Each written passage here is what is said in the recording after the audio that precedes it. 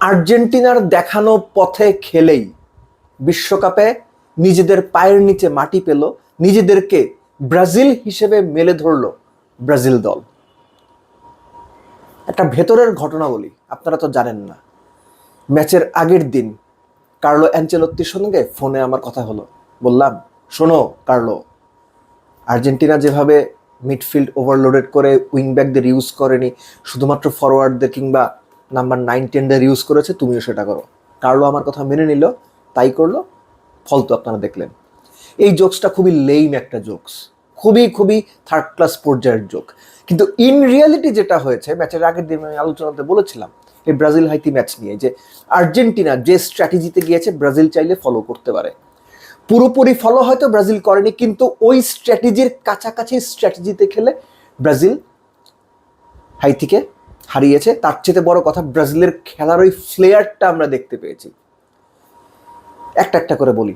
First গোল, একটা ব্যাপার সবার আগে মেনে নেওয়া জরুরি যে হাইতি খুব হাই লাইন ডিফেন্স করেছে, অনেক ওপরে ওঠে ডিফেন্সিভ শেপটা তারা ঠিক রাখার চেষ্টা করেছে, এবং তাদের ডিফেন্সের পেছনের যে জায়গাটা, Brazilian midfield in the help of their উইঙ্গার্স and striker জায়গাটা ব্যবহার করার চেষ্টা করেছে, সাকসেসফুল হয়েছে, গোল পেয়েছে। প্রথম গোল। ম্যাচের আগে আবারও বলছি, আলোচনাতে আমি বলেছিলাম যে কুনিয়াকে খেলানো উচিত, তাকে খেলানো হয়েছে, being the striker. Actually sometimes তিনি নাম্বার 8 হিসেবেও খেলেছেন, সামটাইমস তিনি স্ট্রাইকার হিসেবে, সামটাইমস তিনি নাম্বার 10 হিসেবে খেলেছেন।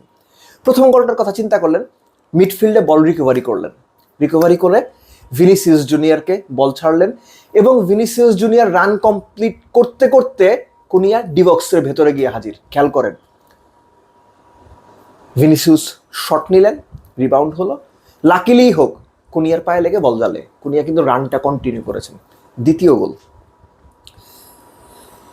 এই যে ভিনিসিয়াস জুনিয়রকে একটা ফ্রি রোল দেয়া, কিংবা এই যে ভিনিসিয়াস জুনিয়র এবং কুনিয়া দুইজনে যখন কুনিয়া লেফট উইংয়ে, ভিনিসিয়াস তখন নাম্বার 9 পজিশনে, যখন ভিনিসিয়াস তার প্রথাগত জায়গায় লেফট উইংয়ে, তখন কুনিয়া তার জায়গায় নাম্বার 9-এ।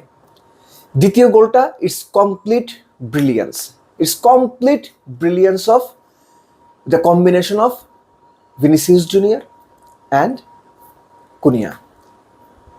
ওই যে আবারও সেই হাইল্যান্ড ডিফেন্স, মাঝখানে বল পাওয়া গেল, এবং বল পাওয়া মাত্র পেছনের জায়গাগুলো, অর্থাৎ হাইতির ডিফেন্ডারদের পেছনের জায়গাগুলো ইউজ করার জন্য একটা থ্রু পাস, কুনিয়া বল নিয়ে ফরওয়ার্ড রান করলেন, এবং ফার্স্ট বারে দুর্দান্ত ফিনিশিং ছিল, ফার্স্ট বারে ফুল পাওয়ারে ইন স্টেপে মারলেন, একদম টপ কর্নারে গোল। তৃতীয় গোলটা, লুকাস পাকেতা মিডফিল্ডে বল পাওয়া মাত্র তিনি স্পট করলেন যে কোথায় কে আছে, দেখলেন আবারও সেই হাইলাইন ডিফেন্স, ভিনিসিয়াস একদম এইজ অফ দ্য ডিফেন্ডার দাঁড়ানো, ওপর থেকে বল চিপ করলেন, Vinicius made a brilliant run, এবং তার সেই brilliant run eventually ended up in a goal. So এই যে তিনটা গোল আমরা দেখলাম ফার্স্ট হাফেই, ওখানে আসলে ম্যাচ সেটেল হয়ে গেছে। যে ব্যাপারটা ইম্পর্টেন্ট, এই পার্টিকুলার ফার্স্ট হাফে ব্রাজিলের কোনো উইং ব্যাককে আমরা ওপরে ওভারল্যাপ করতে দেখিনি। আমরা এখানে দেখেছি ব্রাজিলের ক্যাসেমিরো, তিনি তার সিঙ্গেল পিভট পজিশন ছেড়ে একবারের জন্য ওপরে ওঠেননি।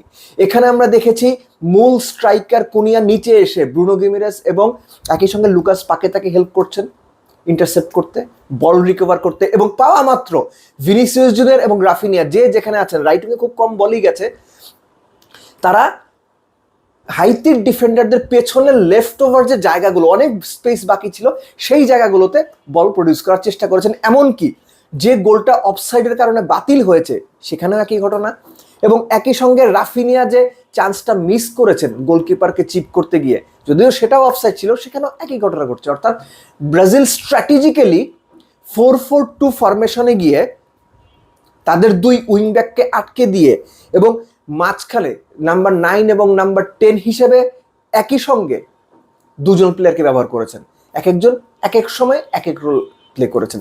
আপনি কি মনে করতে পারেন ডগলাস সান্তোস, ব্রাজিলের লেফট ব্যাক, প্রথম ওভারল্যাপটা কত মিনিটে করেছে? চান্স ক্রিয়েট হয়েছিল, 12-এর উপরে মেরেছেন, that was a good shot এবং গুড রান। কত মিনিটে? মাথা চুলকানোর দরকার নাই, 76 মিনিটে। ব্রাজিলের লেফট উইং ব্যাক 76তম মিনিটে গিয়ে প্রথম ফরওয়ার্ড রান করেছে। এখন আপনার রবার্তো কার্লোস কিংবা মার্সেলোর জন্য মন খারাপ হইতেই পারে। The things has been changing, the playing style has been changing and it has been changed. আবারও বলছি, আর্জেন্টিনা যে স্ট্র্যাটেজিতে ফার্স্ট ম্যাচে আলজেরিয়াকে নাস্তানাবুদ করে দিয়েছে, অলমোস্ট সিমিলার স্ট্র্যাটেজিতে ব্রাজিল তাদের দ্বিতীয় ম্যাচে দুর্দান্ত পারফর্ম করেছে।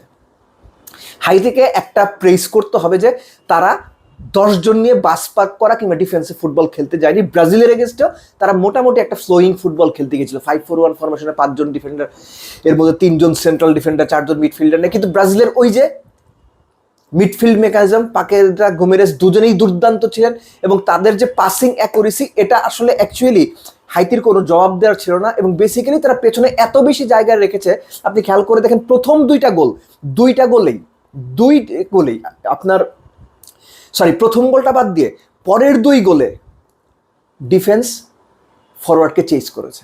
খেয়াল করে দেখেন দ্বিতীয় তৃতীয় 2 গোলেই ডিফেন্ডাররা ফরওয়ার্ডদের চেজ করেছে, অর্থাৎ বল থ্রু হয়ে যাওয়ার পরে তারা ব্যাক সাইডে ঘুরে রান করা শুরু করেছে। এটাই প্রমাণ করে যে অনেক বেশি হাইলাইন ডিফেন্স ব্রাজিলের মতো টিমের এগেনস্টে হাইতির যে ক্লাস বা কোয়ালিটি, সেটা দিয়ে থামানোর মতো উপায় ছিল না, বা তাদের সেই রিসোর্সেসও হয়তো ছিল না, কিংবা তাদের সেই গেম প্ল্যানটা হয়তো ব্রাজিলের এগেনস্টে স্পট অন ছিল না। কিন্তু তারা সাহস করে ব্রাজিলের এগেনস্টেও একটা অ্যাটাকিং ফুটবল খেলার চেষ্টা করেছে। রাফিনিয়া হার্ড লাক, হ্যামস্ট্রিংয়ে চোট পেয়ে উঠে গেছেন, জানি না তিনি আসলে সুস্থ কবে হবেন, কিভাবে হবেন। এই হ্যামস্ট্রিং যে চোটটা, সেটা রাফিনিয়াকে অনেকদিন ধরেই ভোগাচ্ছে। লাস্ট সিজনে প্রায় 17টা না 18টা ম্যাচ মিস করেছেন এই হ্যামস্ট্রিংয়ের কারণে। ব্রাজিলের লাক্সারির কারণে তারা গ্যাব্রিয়েল মার্টিনেলিকে বাজিয়ে রেখেছে, এন্ড্রিককে মাটিয়ে নেমেছে, একই সঙ্গে আরও অদল বদল করেছে। এটা ব্রাজিলের জন্য ভালো হয়েছে যে বিশ্বকাপের মতো মঞ্চে অন্যান্য রিজার্ভ বেঞ্চের যে প্লেয়াররা আছেন তাদেরকেও বাজিয়ে দেখার সুযোগ পাওয়া গেছে। সো ব্রাজিল সমর্থকরা চাইলে আর্জেন্টাইন যে কোচ বা তাদের যে প্ল্যান, সেই প্ল্যানকে একটা ছোট্ট ক্রেডিট দিতেই পারেন। কেননা কার্লো অ্যাঞ্চেলোত্তির মতো লোকও প্রয়োজনের কারণে, বাস্তবতার তাগিদে তার ফরমেশন, তার প্লেইং ট্যাকটিক্স সব কিছু চেঞ্জ করতে বাধ্য হয়েছেন। অ্যাবভ এভরিথিং ব্রাজিল ভালো ফুটবল খেলেছে, আর এই ভালো ফুটবলটা খেলাই ব্রাজিল ভক্তরা দেখতে চেয়েছিলেন। আমার মনে হয় যে বিশ্বকাপ যারা দেখতে বসেছেন তারাও চেয়েছিলেন ব্রাজিল ভালো ফুটবল খেলুক, ভালো ফুটবল খেলে ম্যাচ জিতুক। Well done Brazil. এখন আমরা পরবর্তী যে ম্যাচগুলো আছে সেখানে ব্রাজিল কোন ধরনের ট্যাকটিক্যাল সেট আপে যায় সেটা দেখার জন্য অপেক্ষা করব।